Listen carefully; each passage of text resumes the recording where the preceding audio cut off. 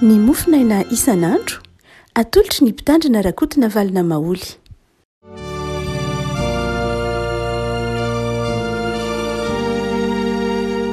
Faly miarahaba antsika ry avako malalatra ity talata faharoa ambin'ny folo ny volana Jolay ity.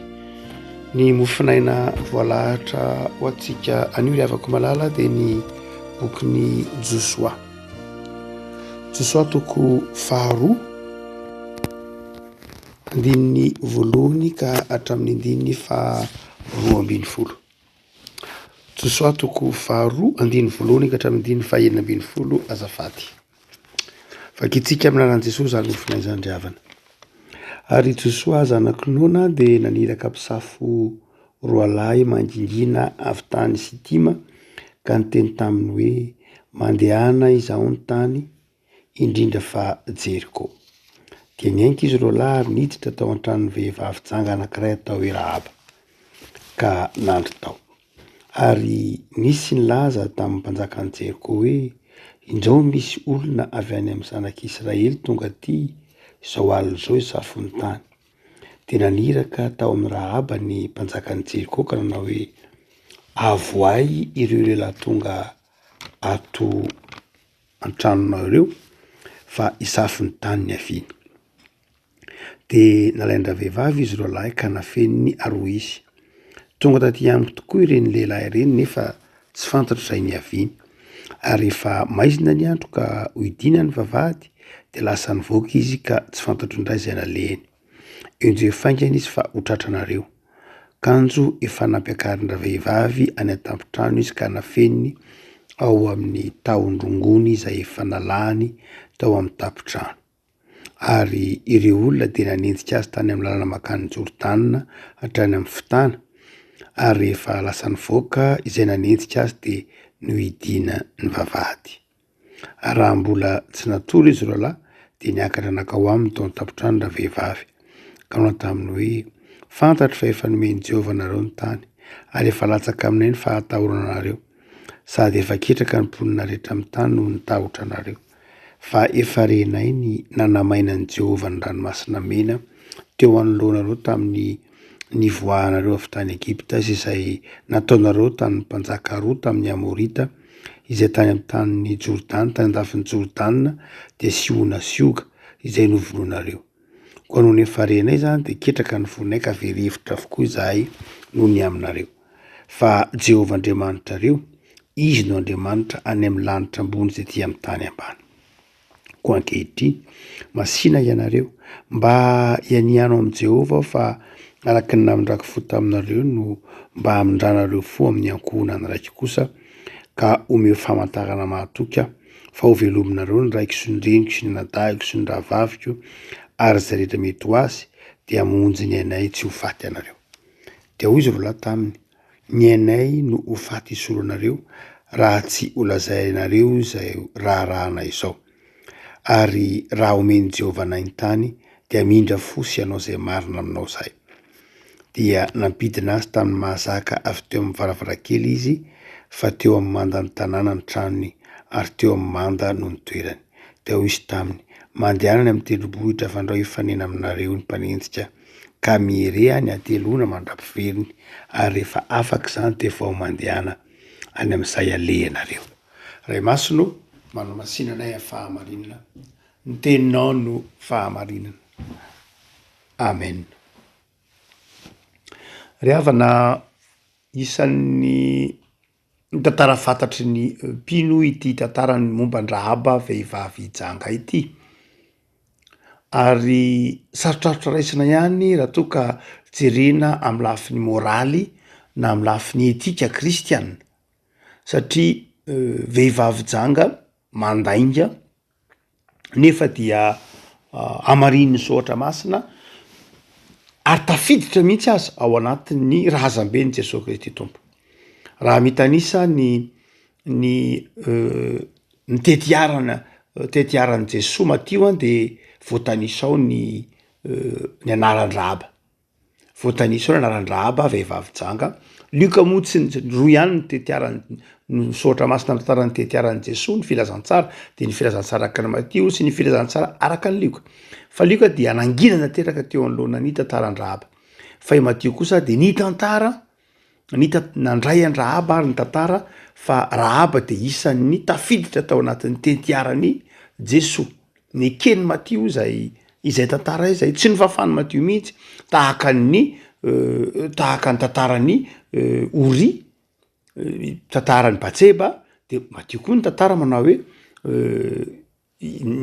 Batseba sy i Solomona dia zanaky Davida tamin'ny vadiny Ori tsy notononony fotsiny hoe Batseba fa tamin'ny vadiny Ori ozy zany hoe ny ekeny Matio fa ny tantara de tsy azo ovana ny tantara de mipetraka rehefa tantara de tantara ary dia eto amin'ity bokon'ny Josoa toko faharoa ty de mampianarantsika lafiny zavatra maro samihafa indrindra momba ny ataontsika hoe ny fahamarinan'ilay tenin'ny Paoly manao hoe ny zavatra rehetra de miara-miasa ahasoa ny zavatra rehetra de miara-miasa ahasoa raha toa tokoa ka mijery maimaika isika ity bokon'ny Josoa ty zany toko faharoa de mety mieritreritra manao hoe ahoana zany fomba fiasan'Andriamanitra zany ahoana zany fomba fiasan'ny soatra masina zany aiza ve ka dia vehivavy janga no nampiasain'Andriamanitra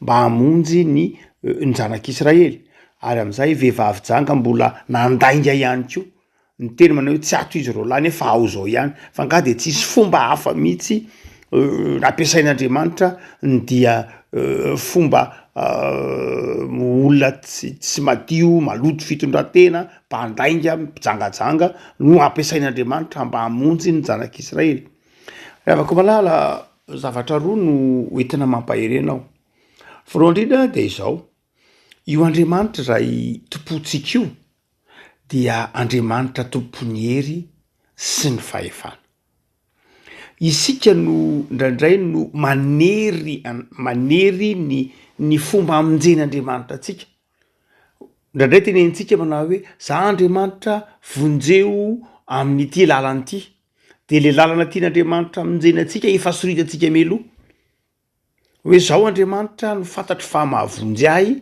de tanteraho amiko ity lalana fantatry fa mahavonjy ahy ity zany hoe ny varavarana ivoahantsika raha ao anatin'ny sarotro tsika de isika no mifidy azy ary de terentsika fotsiny Andriamanitra na angatahantsika amina hoe voa io varavarana io Andriamanitra ivoahako fa eo ny fantatry fa mahavonjy ahy tsy zay nefa ny tena izy raha mamaky an'ity bokon'ny Josoa ty tsika tsy zay ny tena izy ndraindray ny toetsatsika manao hoe tsika dia tsy mandray fanampiana tsy mandray tohana avy amina olona ataontsika hoe ratsy everitsika ho ratsy everitsika ho tsy mendrika de ahitsy ny bokon'ny Josoa io fa azon'Andriamanitra ampiasaina daholo ny zavatra rehetra mba hamonjena ny olona sy ny mpanompony zay ny fahefan'Andriamanitra ary io mamarina ny tenin'ny Martin Luther ny teny manao hoe démon de Dieu izy zany hoe devolon'Andriamanitra ary Martin Luther de teny manao hoe na ny devoly aza dia voafehin'Andriamanitra na ny devoly azy dia azon'Andriamanitra baikona tsy Andriamanitra izy raha ohatra ka misy zavatra tsy voafehin'Andriamanitra fa na ny devoly aza dia voafehin'Andriamanitra azon'Andriamanitra ferana ny devoly fa tsy hoe tsy voafehin'Andriamanitra fa matoa ny devoly hafa miasa amin'ny olombelona de tsotra satria mena fahafahana ny olona de afaka misafidy ankalalahana izy fa tsy hoe resin'ny devoly Andriamanitra sanatria fa azon'Andriamanitra baikona ny devoly azon'Andriamanitra ferana ny hery mazava ho azy no zany dia marina ny teny Martin Luther fa ny zavatra rehetra nge de eo ambany fahefan'Andriamanitra avokoa na inona no zany de izao nasehon'ity bokon'ny Josoa ty fa na dia ny vehivavy janga ny mpandainga ny zavatra maro samihafa rehefa tian'Andriamanitra ny hamonjy ny olona sy ny mpanompony tian'Andriamanitra ny ahatanteraka ny planiny de tanteraka mandrakariva io le teneny Isaia mpaminany manao hoe miasa haka iza moa no mahasaka an'izany rehefa miasa Andriamanitra de tsisy mahasakana izany na inona ary mana fahefana ampiasa zay tiany ampiasain'Andriamanitra. Misy fotoana aza nge apondrana ampitenenin'Andriamanitra tamin'ny tantaran'ny Balama sy Balaka. Misy fotoana nge ranomasina sarahan'Andriamanitra hitatsika eo am-dranomasina mena. Misy fotoana nge vatolampy mamoaka rano mamelona ny zanak'Israely. Noho zany dia tsy mahagaga mihitsy vatolampy ara manome ranomasina aza misaraka ka maika fa olombelona ampiasain'Andriamanitra monjy ny olombelona tahaka azy, zavatra tsy mahagaga mihitsy zany. Mety mahagaga atsika dia satria tsika voatazon'lay toe-tsaina ataotsika hoe somary miilana kokoa makany amin'ny ataotsika hoe puritain, dia mieritreritra foana manao hoe Andriamanitra de masina noho zany de tsy maintsy ny zavatra masina no ampiasain'Andriamanitra. Marina tokoa zany, tsy diso. Masina Andriamanitra de zavatra ampiasaina amin'Andriamanitra de masina. Fa ny zavatra ampiasain'Andriamanitra amin'ny famonjenatsika dia be dia be ny zavatra ampiasain'Andriamanitra mba amin'ny famonjena atsika. Mira ndray ny kristiana mieritreritra hoe tsika ve zany zao de ahoana moa zany zao, tsika ve ohatra eny fiainana andavanandro hoe de tsika ve zany zao de ampiasa zavatra zay ohatra hoe novokarin'ny Silamo. Hoe ny Silamo no namboatra ny fiarakodia, Silamo no namboatra n'ireny fitaovana maro tany Silamo, de tsy ampiasa an'ireny ve zany ianao? Satria avy amin'ny Silamo, tsia. Rehefa tian'Andriamanitra ny zavatra rehetra ampiasainao de ampiasao. Misy manao ka de ahoana zany ko pétrole nge avy any Arabia Saoudite, avy any amin'ny tany Silamo, de tsy raisinao zany satria izy tsy kristianina. Fa ny zavatra tiantsika atao zany de tsy maintsy zavatra vokarin'ny kristianina, eny an-tanan'ny kristianina, tsy voatery ohatrany mihitsy. Fa mety ho mpanompo sampy no manamboatra io solosaina ampiasainao io, mety tsy kristianina manamboatra io zavatra ampiasainao io, fa zao ampiasainao io ahafahanao mitoro ny filazantsara. Mamboatra ny fiarakodia entina anaovana tafika masina io, mamboatra ny fiaramanidina entinao mitoro ny filazantsara iny, mamboatra io finday ampiasainao ahafahanao miasa ao anatin'ny fiangonana io fanafody zay hoaninao mahatonga anao salama io. Tsy voatery ho kristianina daholo mampiasa an'ireny. Na ny marimarina koa no mamokatra an'ireny, ary tatera mety ho tsy pino mihitsy aza, mety mpanoron'Andriamanitra mihitsy aza. Fa izao rehefa tian'Andriamanitra ampiasainao, avelan'Andriamanitra ampiasainao, de ampiasainao fotsiny. Tahakan'io tahakan'ilay henana terina tamin'ny sampy. Aiza hoy Paoly no ahafahanao ametra-panontaniana amin'ny hena rehetra aterina eny amin'ny sampy eny? Fa izao ampiasao fotsiny amin'ny finoana. Ravako malala, eo zany no azavain'ny bokon'ny Josoa fa ny Andriamanitra, tsika dia Andriamanitra manana fahefana amin'ny zavatra rehetra. Rehefa te hamonjy antsika izy dia mety ho tsy kristianina aza nge ny raha an'Andriamanitra manatitra fanafody, mety tsy ho kristianina nge ny raha an'Andriamanitra mamonjy anao atin'ny fahasahiranana, mety ho tsy pino akory nge ny raha an'Andriamanitra manavitra anao, nandray aza mipino nge ny tsy mahavonjy. Hitantsika amin'ny tantaran'ilay Samaritana tsara fa na toko ho lafa firenena no andeha namonjy ilay Samaritana mihitsy moa, ilay Samaritana hafa firenena mihitsy no namonjy ilay naratra tao Jeriko, zay hafa firenena no izy. Zay tiany tompo ho takatritsika mihitsy ry havako malala amin'ny fiainantsika isan'andro. Mba tsy hananantsika toe-tsaina manavakavaka, hananantsika toe-tsaina manao hoe za Andriamanitra ity lalany ihany no tiako amonjenao ahy, na ny olona ohatr' zao ihany no heveriko mahavonjy ahy, ny olona ohatr' zao ihany ny ilaiko ny famonjena aminy, ny olona ohatr' zao ihany no afaka akasitrahako ny famonjena na ny fifandraisana aminy. Tsy ry havako malala. Ampianariny soatra masina ianao anio.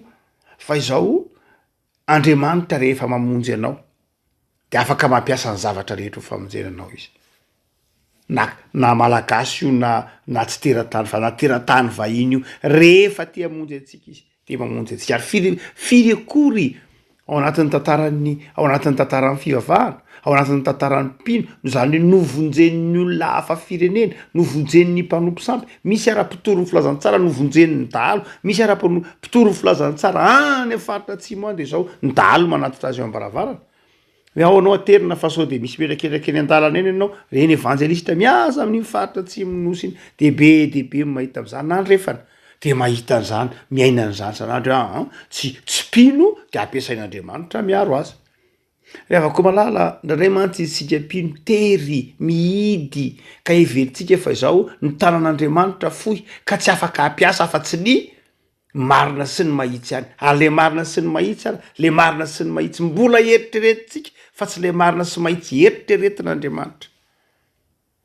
Rahatsika de amin'ny za mba mifandray amin'ny olona ohatra zao, inona ny arahana miasa amin'ny olona hafa firenena, inona ny arahana miasa amin'ny olona izay tsy kristianina. Eny, ny fiaraha-miasa mazava ho azy eo tsy atao zany mety hitranga, fa izao kosa ny fameranao ny tanan'Andriamanitra dia diso.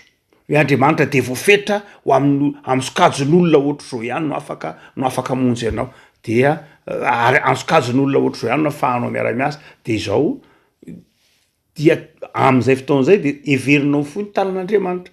Andriamanitra mampiasa ny zavatra rehetra ekena tokoa, fa tsika mpino dia ohatra hoe tsika tsy afaka hiara-iasa amin'ny tsy mpino ohatra asa tsy fantatro amin'ny hoe asa ao anatin'ny fiangonana, hoe andehantsika ampiasa ny tsy fantatro misy ve zany hoe andao ampiditra ny silamo amin'ny zavatra ohatra sanatria misy ve zany.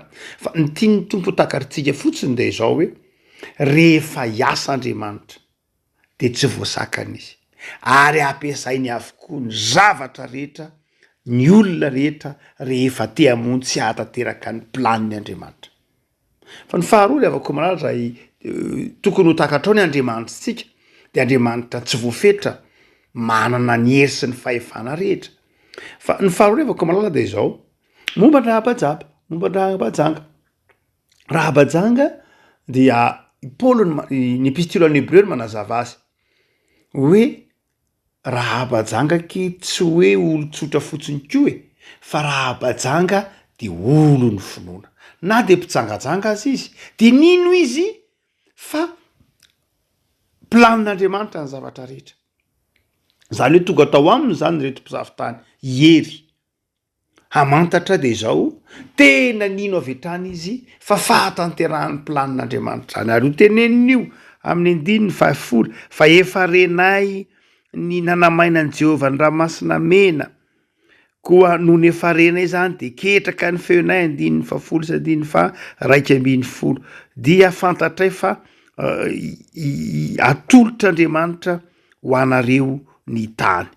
10:7 zany hoe rahabajanga zany melonina hatongavana ireo latawara de efa nahafantatra ny zavatra rehetra mitranga hoe ho avy le firenena, ho avy ny zanak'Israely ary aka ny tany, ary mino izy fa zanak'Israely no tolorana ny tany. Melo lavitra ny zavatra rehetra, ary rehefa tonga tao fotsiny izy ro lahy de efa avy hatrany de nandray ndraiky ny ty vehivavy janga ity. Ny epistily any Hebreo 1:10 no manazava manao hoe finoana no nanaovan'ny rahabajanga, no natonga ny rahabajanga ho voavonjy tamin'izany zavatra izany. Finoana nanisika ny rahabajanga nanao zany. Zany rehavako malala ny zava-dehibe de izao ny finoany ty vehivavy janga ity, ny finoany ty vehivavy janga ity nahatonga azy tafiditra tao anatin'ny planin'Andriamanitra, lay finoana. Ary io mahatonga an' Jesosy ny teny mandrakariva tamin'ny fahalotra manao hoe ny vehivavy janga no ialohanareo any amin'ny fanjakan'Andriamanitra. Ny vehivavy janga tahaka ny Rahaba, vehivavy janga zay nandray ny fahamarinany tenin'Andriamanitra. Ary anarana angesisa ny teny hoe Rahaba-janga fa tao aorianan'izao fitrangan-javatra izao de ho inotsika fa tsy ho janga intsony izy, ny toy ny tantara amin'ny Jesosy atoko fahenina de manamarina an'zany. Rahaba-janga zany eo de izao lasa tafiditra tao anatin'ilay planin'Andriamanitra izy noho ny finoana. Noho ny finoana, tsy noho ny fitondrantenany, fa noho ny finoana hoe tena planin'Andriamanitra tokoa zao. Rehavako malala zava-dehibe zany ny fananantsika finoana. Tiany tompo takatritsika eto fa ny finoana nge ny mahatonga atsika tafiditra ao anatin'izany planin'Andriamanitra izany.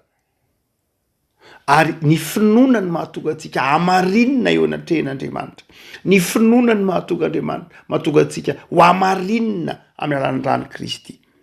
rehefa mino an' jesosy tompo sy mpamonjy isika de tafiditra ao anatin'ny planin'andriamanitra ka azon'andriamanitra ampiasaina tahaka andrahabajanga rehefa nino an' jesosy nino ny fahatanterahany tenin'andriamanitra rahaba nino fa tonga ny fotoana zay andraisany zanak'Israely ny tany nino fa andriamanitra nitokana ny tena tompon'ny zavatra rehetra an'andriamanitra ny tany andriamanitra ny tompon'ny fahefana rehetra izy manao hoe izy no andriamanitra eny amin'ny lanitra ambony sy ety ambanin'ny tany ety ambonin'ny tany zany hoe tena nino n'andriamanitra rahaba ary efa nino n'andriamanitra rahaba dia nampiasain'andriamanitra izy nanjary nampiasain'andriamanitra izy tsy hoe satria izy janga na tsy janga tsy hany ny olana fa satria nino n'andriamanitra izy ary betsaka ry havako malala ny olona mino n'andriamanitra mino an' Jesosy Kristy tompo ampiasain'andriamanitra havako malala engane ho takatrao ary fa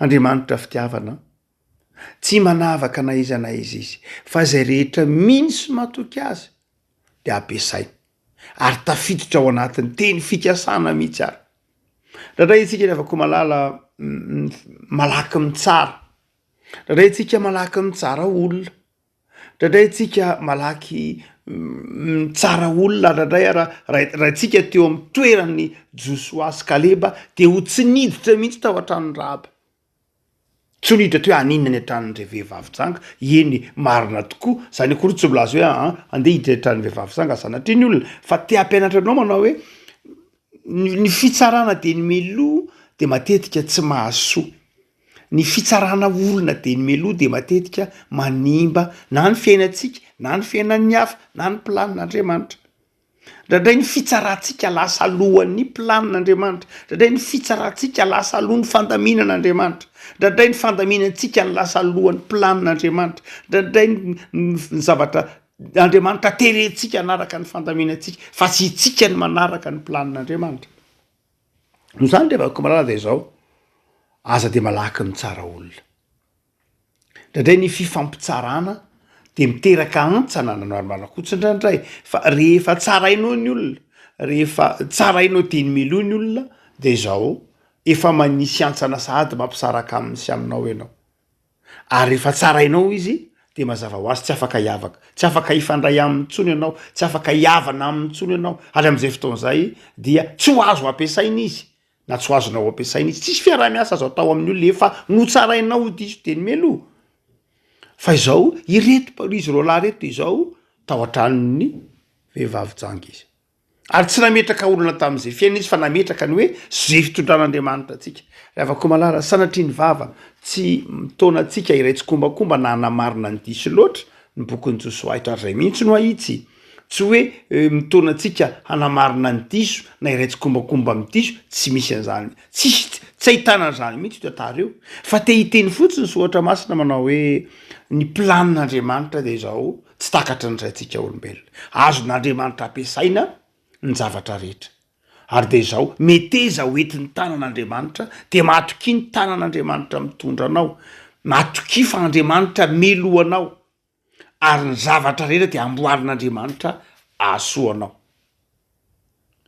de mampahay rehefa ko malala atoky ny andriamanitra zay tompoinao fa ny andriamanitra tsika de andriamanitra mahay zavatra rehetra tsy voafetra ny heriny ary ny zavatra rehetra de ataona mahasoanao avokoa meteza ho tarihin'ny tanan'andriamanitra dia aza manavaka na iza aza malaky mitsara fa sokafo ny fonao raha mbola azo atao hoy Paoly amin'ny Romana 12 dia ataovy zay havanana amin'ny olona rehetra ary taony kosa ny olona rehetra hino an' Jesosy ataovy zay havananao amin'ny olona rehetra ary ny olona rehetra kosa taony handray amin'i Kristy ivavaka sika tompo misaotra anao zahay fa andriamanitra ty anay tokoa ianao andriamanitra mahagaga tsy takatry ny sainay ny fahalehibiazanao hainao alamina avokoa ny zavatra rehetra ahatanteraka ny fikasanao tompo omeo anay ny saina misokatra tahaka ny tantaran Rahaba tahaka ny tantaran Jesosy zay nisokatra tamin'ny olona maro samihafa enina de teo amin'ny hazo fijaliana azy izy dia mbola nanonona famelan-keloka, nanonona fiainana mandrakizay ho an'ny mpanota. Tompo, omeo anay koa ny fo misokatra afaka hitona ny hafa ho anao, ny fo misokatra amin'ny mpino tahaka anay, ny fo misokatra amin'ny mpiarabelona aminay hitomanay azy ireny handray anao. Tompo, miandry anay ny tanindrazanay, miandry anay ny firenenay, dia mampaherezanay. Mivavaka izay Tompo ho an'ny vahoaka malagasy ao anatin'ny fahasahiranana, indrindra amin'izao ora sy fotoana lalovanay ankehitriny izao. Betsaka ny mandalo fahasahiranana noho ny fiakaran'ny vidin-javatra, fiakaran'ny vidim-piainana. Tompo, tsy manapetra ny herinao, fa hainao ahasoa ny mpino ny zavatra rehetra. Dia mivavaka izay Tompo, hamarino izany teninao izany ho an'ny kristianina tsirairay, isan-tokantrano, isam-batan'olona, fa ny zavatra rehetra dia ataonao miara-miasa, na dia ny fahasarotam-piainana aza dia ataovy miara-miasa Tompo, satria manan-karem-pahasoavana ianao, anao ny tany, anao n'izao rehetra izao, anao ny volamena, anao ny volafotsy, anao ny olona, anao ny fahefana rehetra. Dia ampiasao izany Tompo, amindreo fo zahay mba miara-miasa ahasoa ny fiainan'ny mpino izany. Jereo ny malagasy tsy vaky volo, jereo ny mpiray tanindrazana rehetra, jereo amin'ny famindram-ponao Tompo. Aza velanao resy ny fahantrany zahay, fa manapia anay Tompo mba hahafahanay mandroso, tsy homezana izao tontolo izao, fa ho fantatr'izao tontolo izao fa efa anao Madagasikara. Dia mametraka ny fiainanay rehetra am-pelantaranao izay Tompo, indrindra ny finoanay tsy hiozongozona, ny fitiavanay tsy hiova, ny fanantenanay tsy hihena.